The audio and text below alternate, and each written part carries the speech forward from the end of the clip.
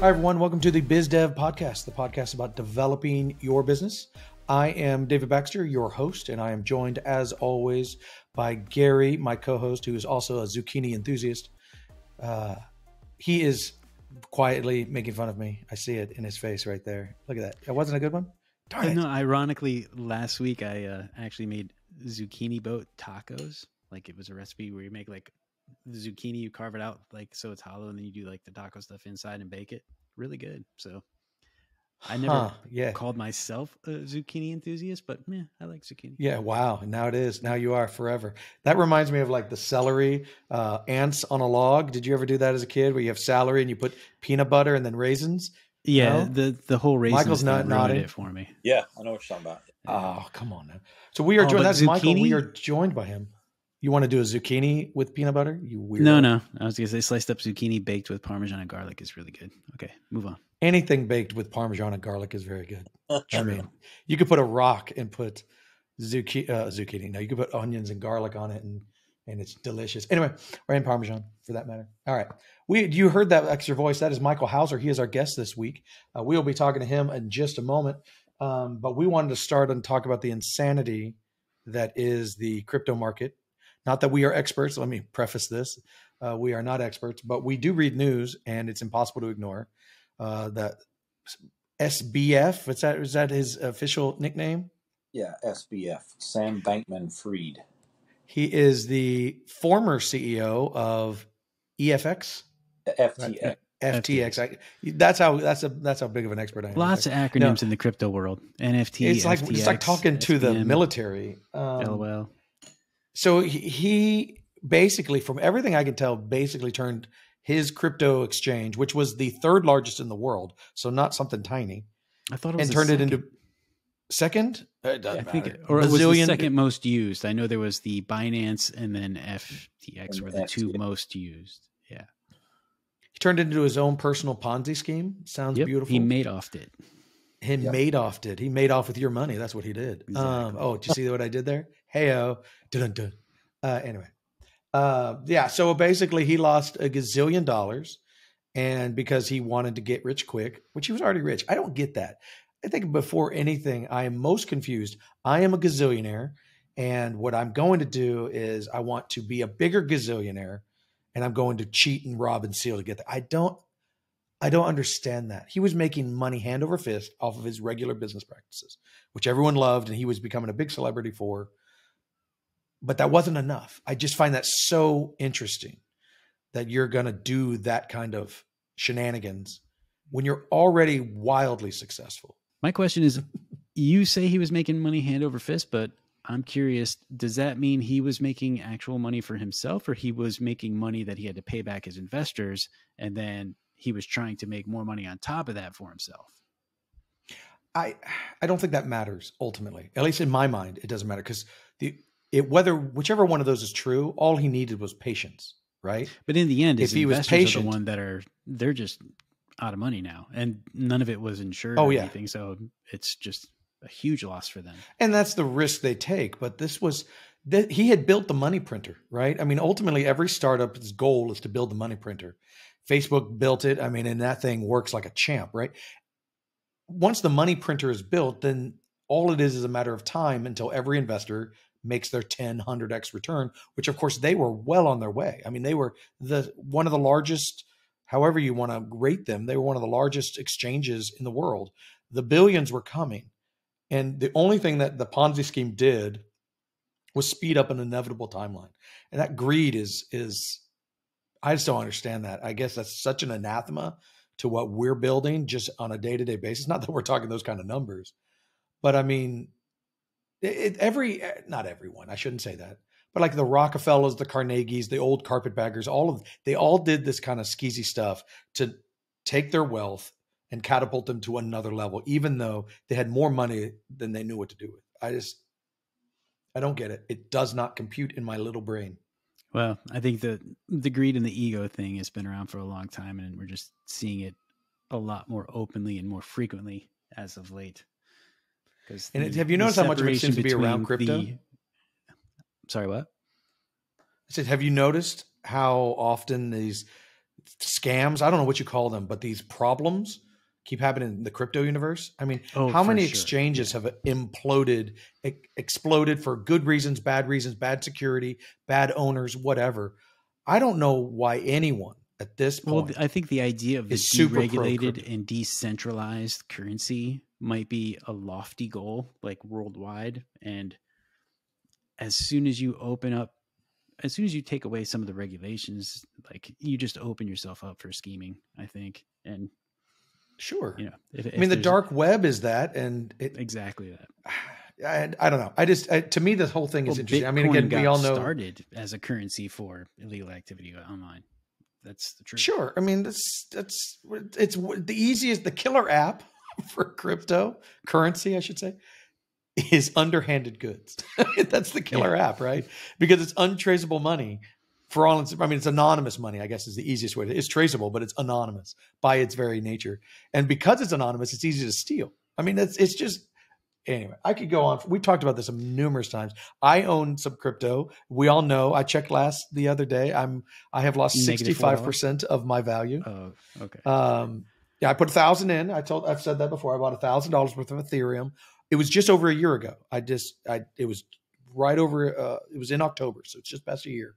And in that year, I have lost $650. I mean, I'm not cashing out because why? Well, we know people that have invested a lot more and watched it all just disappear into the ether. I know people who built careers on it. And anyway. Well, Michael brought up this topic. I just wanted to get Michael's opinion real quick because he brought up this topic prior to hitting record. So I just wanted to get his take on it. $1,000. I have maybe a couple $100 that I've put into Ethereum and Bitcoin and Dogecoin. You know, I'm hoping Dogecoin goes to the moon because that's like a nickel a coin right now, or a nickel a. Yeah, you and Elon both. Yeah. So, but I mean, meme stock. You know, the thing about SBF, the way I understood it was he had the FTX exchange that he built, and then he had Alameda Research, which his girlfriend ran, and then he also most of what he had, the currency that he used was their own crypto token FTT that he just created out of thin air, and used that as collateral to borrow billions and billions of dollars from all these hedge funds, which is just nuts. You know, I just don't understand how banks would loan money to people when you just create your own money out of thin air, and then obviously. Was there actual banks loaning money, or was it just based on collateral? I think he got collateral, or got borrowed money for his Ponzi scheme, as David was saying, and used that, and then this guy, the other guy who runs Binance, noticed that this wasn't. You know, he's like, I'm going to sell all of my FTT, which then tanked that token, which then on everything. Brutal. Yeah, so and I know Binance has been on a PR, I guess you could say, that they've been campaigning heavily that we're not the same and our books are open. And please, they're backed by the Chinese government. Exactly. I'm sorry. I mean, that's just so rich because they're backed by the Chinese government. I mean, come on. Yep. Anyway, it's funny. What you just said reminds me. My wife has been following. I won't go deep into this. But there's this podcast, and it's going to be this guy's on trial right now. There's this whole thing about this judge. I don't know the whole story. I'll get to my point in a second. Who has basically created? There's people who have disappeared, and people died, and money has been taken. It's just this whole crazy story that this podcast has been going on for a long time, and my wife is just riveted by it. And it all comes down to what reminded me of it is there's this banker who's now on trial right now who was giving this guy money when he was just losing money hand over fist. And this bank just kept giving him more and more. It made no sense. I mean, it was just the worst business ever. And you're like, this guy was so skeezy. He was just throwing money after money after money. And it's like he was taking other people's money doing the same thing, right? It was taking grandma's deposits and giving it to this Yahoo. It sounds like someone investing into the Fire Festival from years ago.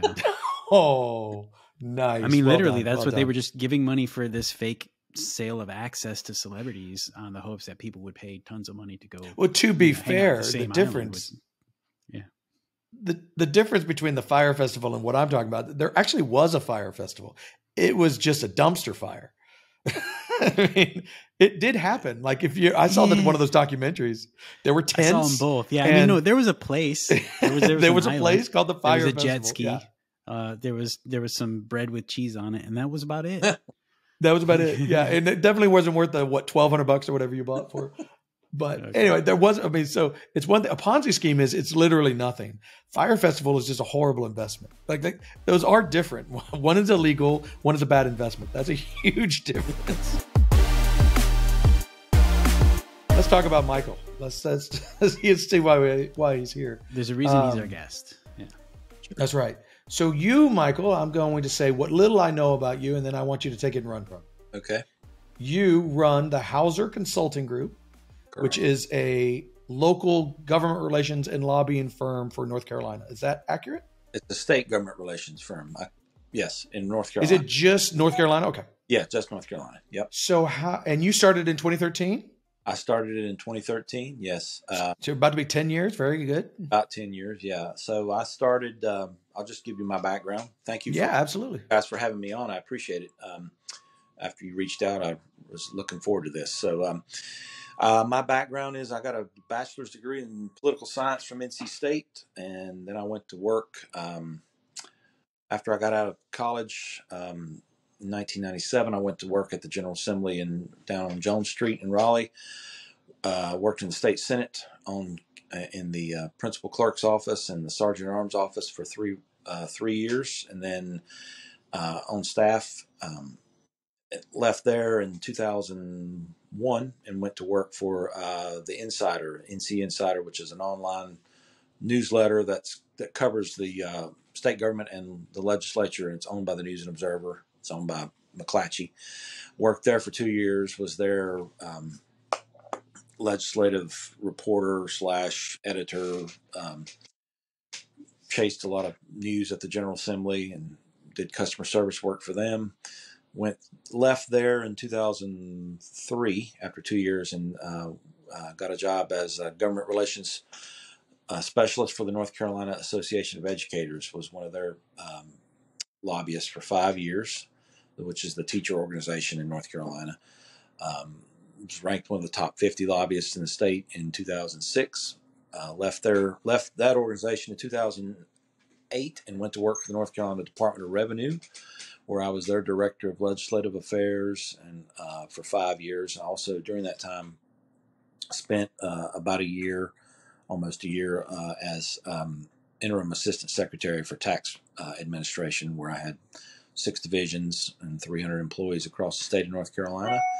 And left there in the spring of 2013 and started my own state government relations firm, Contract Lobbying. Started that in 2013. Had a trade association, Textile and Hosiery Trade Association, for about 5 years. Had them and had another trade association for 1 session. And then in 2018, I stepped back and was a stay-at-home dad for 2 years.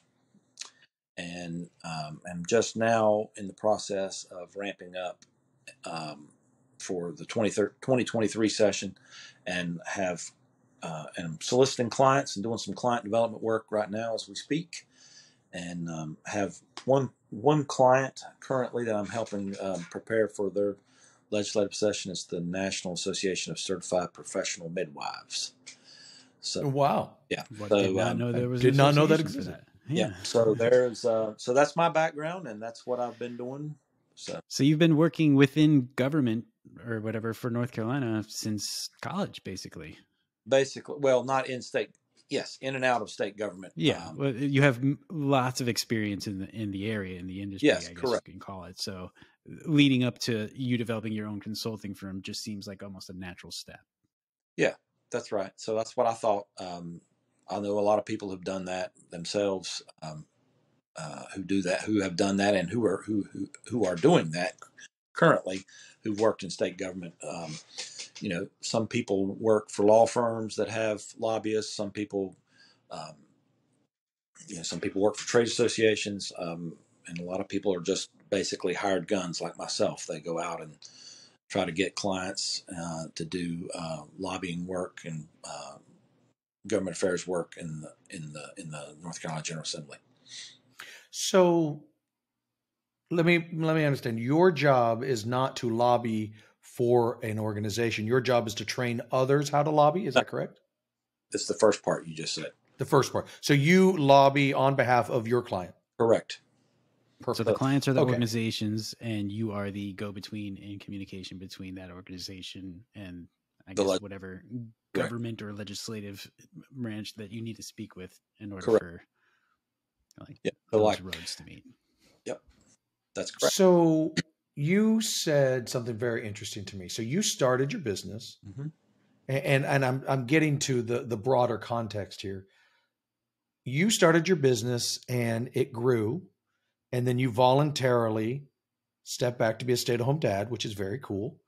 And now you're doing it again. Correct. So regardless of the actual industry, that's a very interesting process. I love that. I love the fact that you've chosen that. But tell me a bit about starting the business initially. Like, we call that the slog, right? That first year when you start a business Yeah. is a nightmare. Yeah, it is. Yes. All work, no it's not for the payoff. faint of heart. Yeah. It's a lot of work. I will say in some ways it's a lot of fun in a weird, twisted way, because it's exciting and you're excited and you're doing what you wanted to do. And there is that new thing, but it is super hard. Yeah, it's like that When you natural now test do it, Yeah. to see if you're going to make it. If you Correct. can get through now that slog. you are doing it again, is it a slog again or is it easier? No, it's a slog. It's a slog. Okay. You're, the document you sent earlier about the show notes.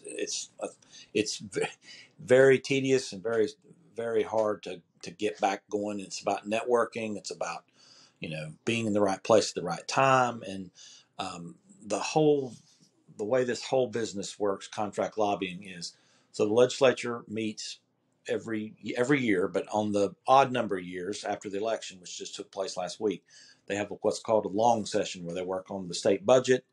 That has to be done by June 30th of next year, fiscal year, into the fiscal year. So a lot of the heavy lifting in terms of legislating in the state happens in the long session. So between now and the first week of January, basically the next 6 weeks or so, a lot of people move around. They move jobs.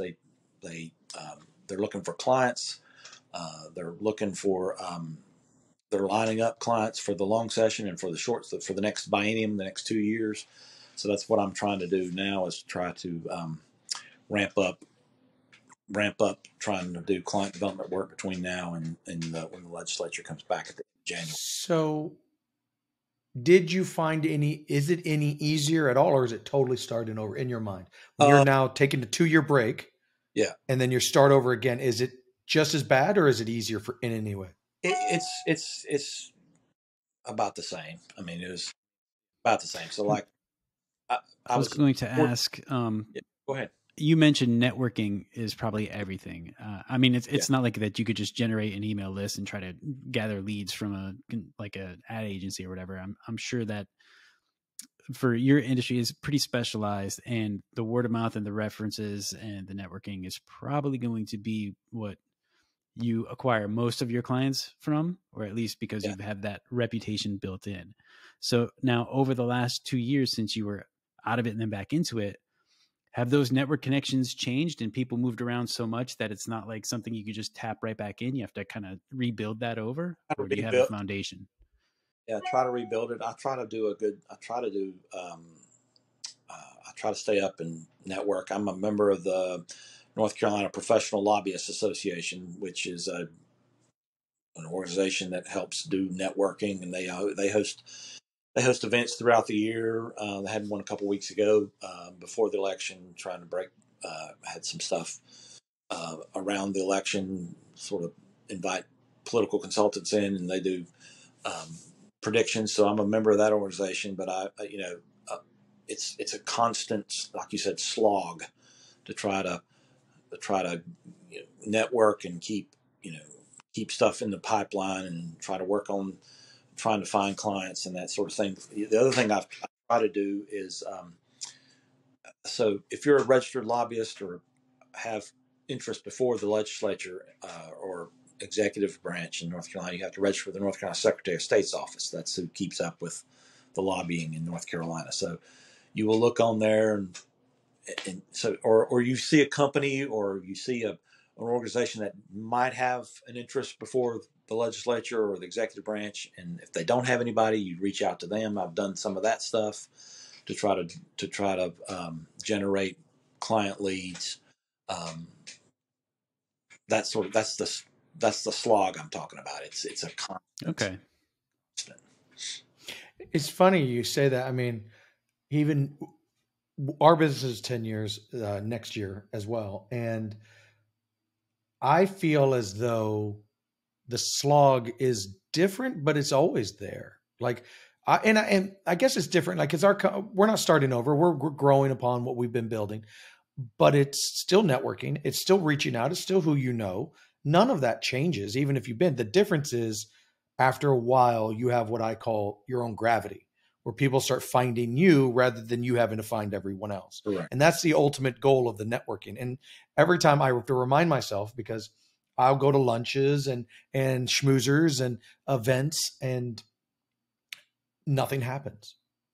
Some are great, some are a bust, but no, it's not like I ever go to an event and walk out with a new client, right? That doesn't exist. Yeah, that's exactly right. Yeah, that's exactly right. Because I did that, though, I have to remind myself, because I did that, because I made that effort to go to whatever event I'm at, in 6 months, a year, 2 years, I won't even know, but someone will call me or email me or whatever, reach out to Big Pixel because they met me and they now need my services, right? And that's the nature of networking. And that's what's so hard when it comes to this stuff, because the bang for your buck seems like zero.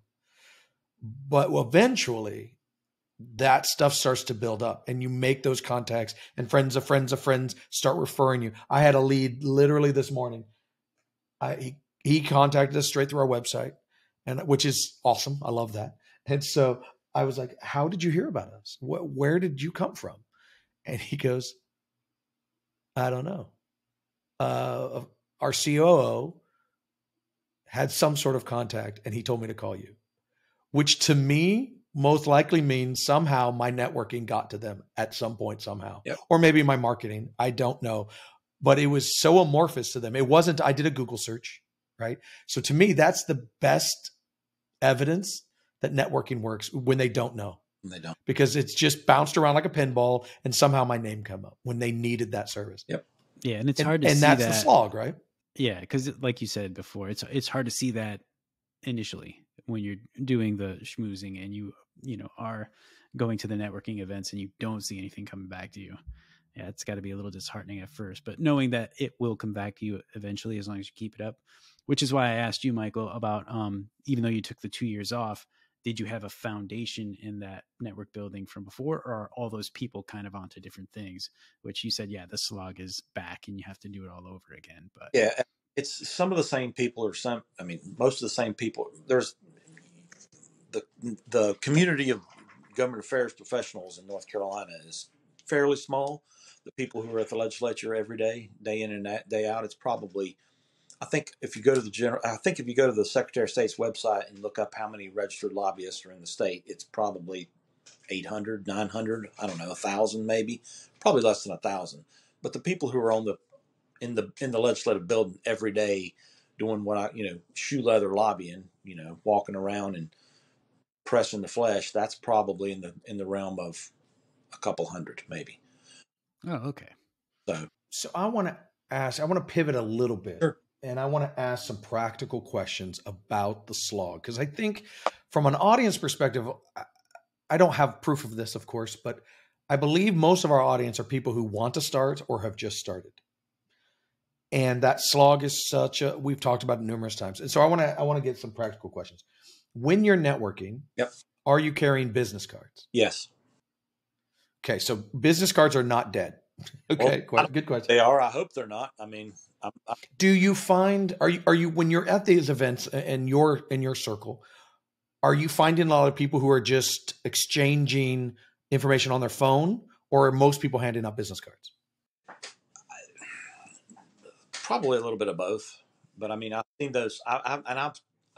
You were talking about devices and technology that people use, and I've seen these ads for the thing where you can just tap your phone and transfer your business contact information, and I'm sort of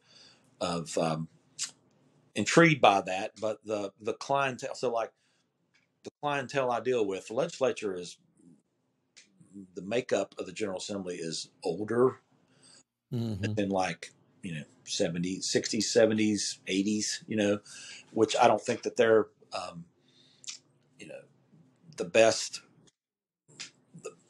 Not super savvy. Correct. Yeah, it might be less Yeah. advantageous for Yeah. you to say like, "Give me your smartphone and let Yeah. me exchange," and Yeah. then you're just So, like, like, that's It's funny you. why I have the. It's funny you say that though. Oh, sorry. Go ahead. No, that's why I still have the cards. It's like, here's my business card. Yeah. When I walk into a legislator's office, I was like, hey, I'm working on this issue. Here's my card. That sort of stuff. So they can. It's funny you say that though. When I go to, and I'm surrounded by young people, I go to a lot of college events, and I will see. I have my business cards. I still carry them. I just had them redesigned. I'm probably going to design them again. But what I hand my business card, because to me it's just like, bam, here you go. Yep. But I'll see people like, hey, let's exchange information. And they'll use LinkedIn, which has a QR code kind of swappy swap that you're talking about. And watching that dance of two people trying to do that is hilarious. Because, oh, wait, hold on. Let me open my app. Yep. Let me get to that part. Okay. You ready? No, you're not ready. Okay. Got it. Okay. You got your camera open? Okay. And it is this ridiculous dance. It's like watching two peacocks kind of do their thing. And it's such a ridiculous dance. And by the end of it, I've already walked away and given my business card to 3 other people. Even in this technology, I just find it interesting. Okay. So that's business cards. I'm very curious about that. Okay. So 2, do you use any software to help you? A CRM, you're meeting people, you're getting business cards, you're talking to people. Are you just writing this down? Are you entering this in a computer? How are you maintaining those connections? That's a good question. I probably should do some of that, what you're just mentioning. Okay. The answer is none. Okay. Fair. No, I just sort of keep up. I've got a list of cards and I'll go through and, a couple times a year and sort of like, okay, this person's not there anymore. This person has changed jobs. This person is, moved out of state or whatever, and toss it. And then that's how I sort of update my list. But you're right. I should probably do something more on the line. I'm not saying this right or wrong. I'm intrigued by what people do when they're in the slog, because it's hard. We all go through it, and the slog never really ends in the regard of we're always going to network. And how do you do that to a certain extent? So that's where I'm getting really practical. So, okay. So you don't use any software. That's fine.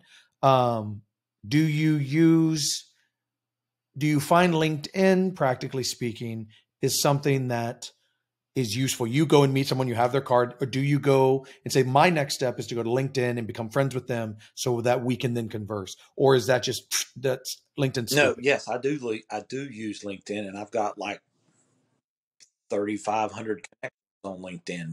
Like I have used LinkedIn Premium before, and I just stopped using it last year because I didn't think it was worth what I was paying for. Sure. But maybe I could get y'all's input on this. I use LinkedIn, and I find jobs, or I find contact information on there. But then you follow up with somebody, or you try to reach out to somebody on LinkedIn, and they're like, "Oh, okay," and it never comes to fruition. Virtual networking to me has not really helped. You see what I'm saying? The best advice I have ever gotten when it comes to this dance is your job as a network sales guy, whatever you want to call yourself, is to get that next meeting, no matter what you're doing.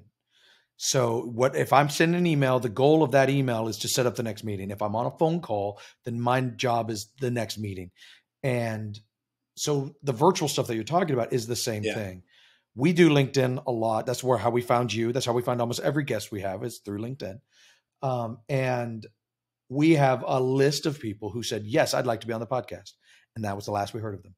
Like, it's just, we've reached out to them and they're like, yeah, we should. And we said, okay, let's get you on the schedule. Ghost. And now this is what separates the success from the not success. What do you do at that point? Do you let them go, or do you hound them like a dog?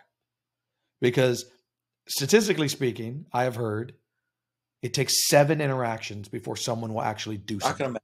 You have to harass that person. And I would imagine in your The same. world, tell me if I'm wrong, I imagine it's even Correct. It's the worse. same. Yeah, probably because everybody in your world is getting bombarded Yeah. with communication requests all the time. Constant. Which Exactly is right. So like you in the lobbying world, you have to, if you were talking to a legislator or you're trying to push your issue or your idea or whatever, you have to constantly, you just talking and talking and talking and talking about it and keep, throwing it back in their face. And then, oh yeah, you're the guy who's, working on this issue. Okay, I got it. I mean, you're right. It's constant. Yeah.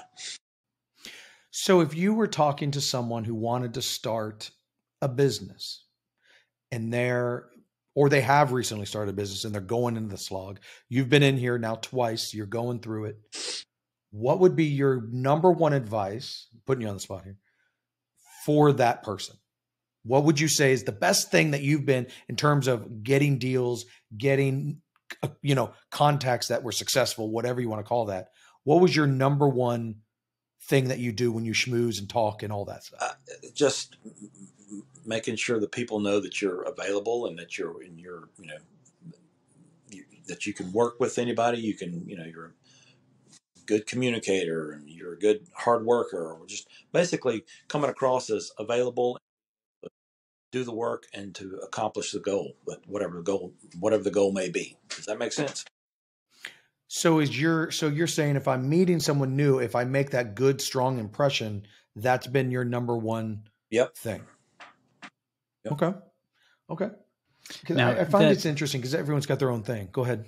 I was going to say that leads into the whole, I've heard tons of salespeople, like actually successful salespeople, tell me this, that it's not about selling your product or your goods as much as it is like buying into a relationship. Like you're actually creating and cultivating a relationship with the people you're meeting instead of just trying to push your wares on. That's right. So I guess in your industry, that letting them know that you're available and, able to do the work that they need from you is kind of cultivating or building that relationship from the start. That's exactly it. This is a relationship built. This is a relationship business. The stuff that I do, lobbying, is relationships. And if you can't develop or cultivate the right relationships with the right people, then you're not going to be very successful. I think there's a younger generation, and it has nothing to do with age, but it's more of a tech thing. The world of the software as a service, the Facebooks, the social medias, the whatevers, those kind of companies. I'm not talking about social media. Yeah. Anything that's a software as a service, I think there is a belief that when I start that business, I get to skip over that uncomfortable part of building a business, right? Because customers come to me and they sign up and I don't have to talk to them.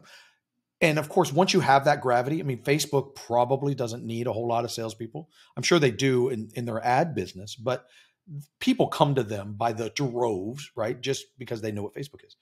And that's true for, QuickBooks and all of those things, even though they do advertising, but they're not out there networking. It's not a relational business necessarily, except maybe at the highest levels. If I'm selling, I want to be Microsoft's accounting software, that's probably something they go and hunt, right? But I think that's given these younger people who are like, well, I don't need to do cold calls. I don't need to schmooze because I run a software as a service. That's not true. And then that's my point of that is every business is relational at some point in its lifespan. Yeah, Facebook doesn't have to be anymore to get more people. To show ads and make money, they don't have to talk to any of the stay-at-home moms or whatever that use their platform in droves, right? They don't have to talk to them. But when they got started, they certainly did. And I think my long point here is every business is relational. Some are more so than others. Yours, by its nature, is relational. All relational. Now, there's a unique thing to what you were saying, David, where the newer generation or whatever in software as a service, they're developing relationships probably more frequently online or just through social media in that sense. It might not be face-to-face.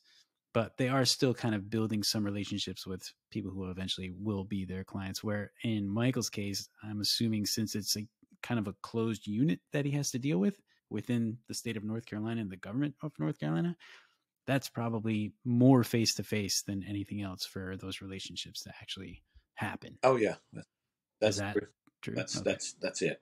Correct.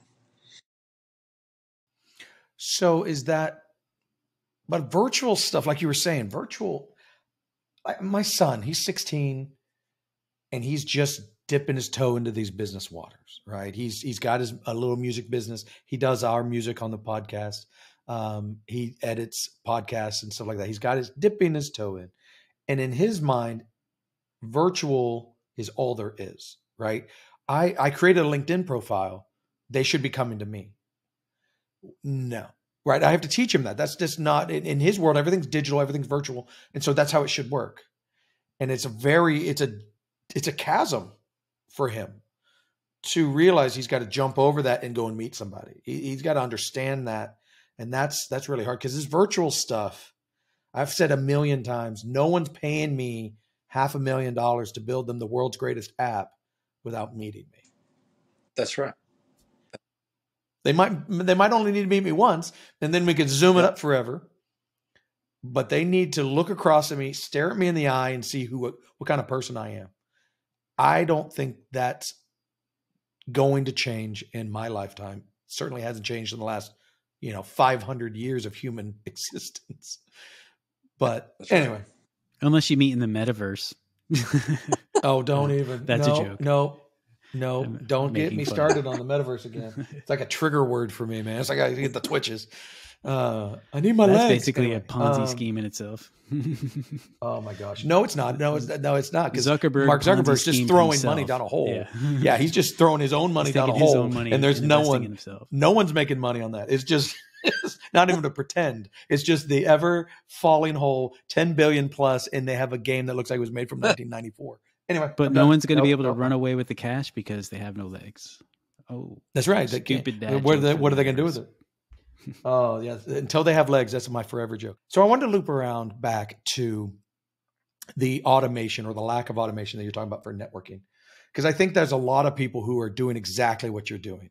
They go to an event, they grab some business cards, and they might go to LinkedIn, but it's all very manual. And then, or they'll lose business cards and then they've lost that person forever. And one of the things that I would recommend is, at least as a starting thing, I mean, money's tight when you're starting out at the early level. So I'm not saying you should go buy a bunch of software, but you could do something as simple as a spreadsheet. You can use, free version of Coda or Airtable or any of those online guys, Google Sheet. These are all free. But enter that information. I used to use Evernote back when that was a big deal years ago. But take the business card, put it into somewhere where it's digital and can follow you around and you can easily look them up. And so that's a good step one where you're making sure that all these people, and then the next step, which is what we've recently moved into, is to take that and put it into some form of CRM. We're currently using Pipedrive. There's a million of them. Salesforce is the big daddy, but there's some that are free, some that get really pricey. But what you can do once you have that contact information is now you can put them into a flow. And this is where I think what separates a lot of people, and you can do this in a spreadsheet, it's just a lot harder. But yeah, you could even do it in an app like Notion, where you can set up all your contacts and build like a little bit of a database with a board that you can. A bit of a database. Yeah. Just a smaller. The kicker is the thing that separates, and I learned this interestingly enough. We used to have a client years ago. She now has moved into new territories, but she was a master at MLM marketing. She was a stay-at-home mom who was selling, I don't remember which one she was on, didn't matter. She was one of the high ones. And she said, you know what separates me? And she got the trips every year and she was getting the free car, the whole bit. She said, you know what separates me from most people who do this? The follow-ups. Me religiously following up with everyone I meet and making sure that relationship goes as far as it can go. And that's really what separates a good networker from a bad networker, is that follow-up. And that's where I think Pipedrive and those kinds of tools are really good, because you can set up reminders, right? remind me to follow up with this guy because I'm busy and I'm going to forget that I talked to this guy. But in 2 weeks, I need to send him another email to make sure he doesn't forget about me. Right? That's what those tools are really great at, and that's where I think we left Notion because we were using Notion and we moved that because I want Notion that tickler as like a right? reference, but we moved to something that can do a little bit more. Like even if it's you mentioned the automation, the follow up, you can even connect it to your if you have like a Gmail account or an email account. And have it like almost be like, hey, reminder, you're sending this email and have a templated email just saying, this is going to this person in your contact list and it'll copy you. So then you have the reference that that email was sent. Just a way to kind of keep that cycle going.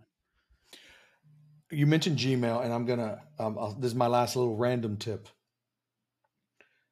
The worst thing, and I don't know, Michael, if you do this. So if you do this, I apologize for accidentally insulting you. If you email me, I'm a potential client, right? You're emailing me and your email is michael@gmail.com. I immediately discount you. Now, maybe I'm a snooty snoot, which is totally accurate. But the reason I immediately discount you is if you're a real business coming to me for work, your email should be michael@something.com or .whatever, because you're now a business. And that's what I see that all the time. What's really strange is people will say, hey, go to my website, xyz.com, and they'll email me, angela@gmail.com. You have the domain. You own it. Why are you not using it? And a lot of the times is they just don't know. And so my public service announcement, they don't know how to set it up. Yeah.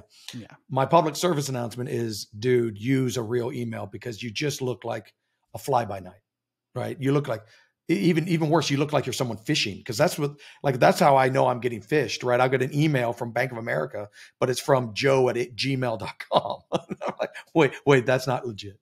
And that's where I don't know. Again, I'm speaking totally out of turn. I might be totally insulting you. Do you use a Gmail or a personal email? I do use. I don't. I have a Gmail account. I have a Gmail business account, but you're right. I mean, I do need to get.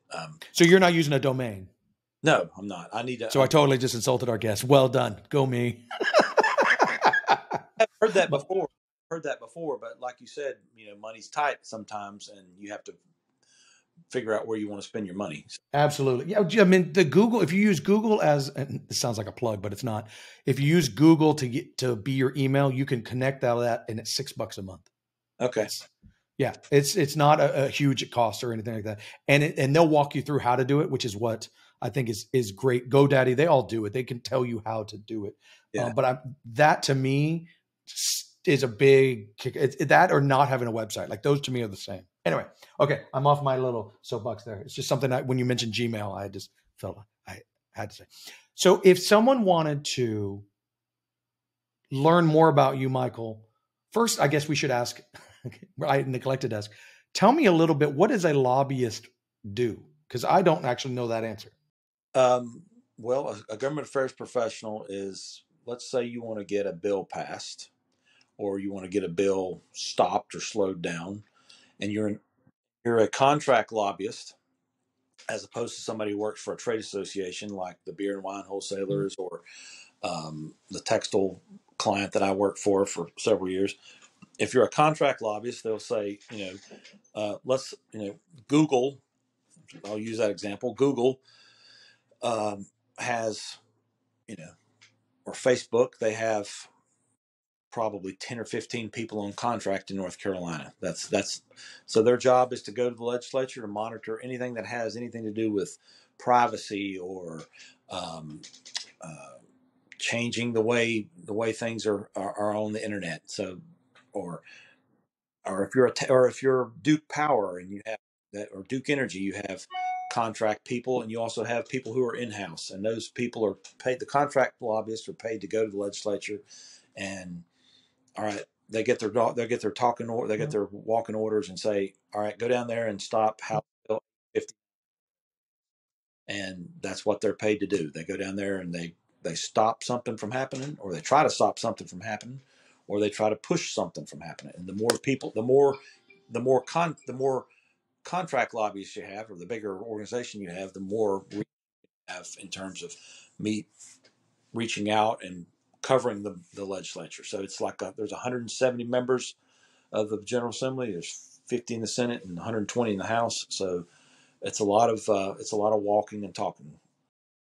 I got you. Okay. And if anyone had any questions or wanted to reach out to you, how would they do that? You can find me on LinkedIn, or you can find me on Twitter. My business Twitter account is Hauser Lobby, HouserLobbync. Or you can find me on Twitter, and my personal account is Mike Hauser, Mikehouser. We'll be sure to include those connections in our show notes as well when we post the podcast. Thank you, guys. I appreciate that.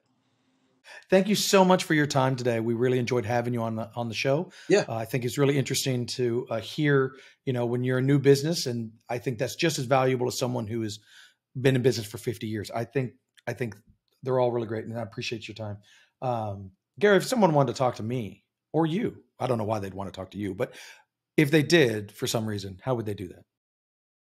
They could reach out through our email, hello@thebigpixel.net, or they can make a comment on our YouTube page under any of our videos, or reach out to any of our social media networks, Big Pixel and Big Pixel NC, Twitter, Facebook, Instagram, and even TikTok. Don't tell Dave. Not TikTok. No, don't go to TikTok. All right, y'all. Thank you so much for joining us. We will see you next time. Thanks again, Michael. Thank you, guys. Appreciate it.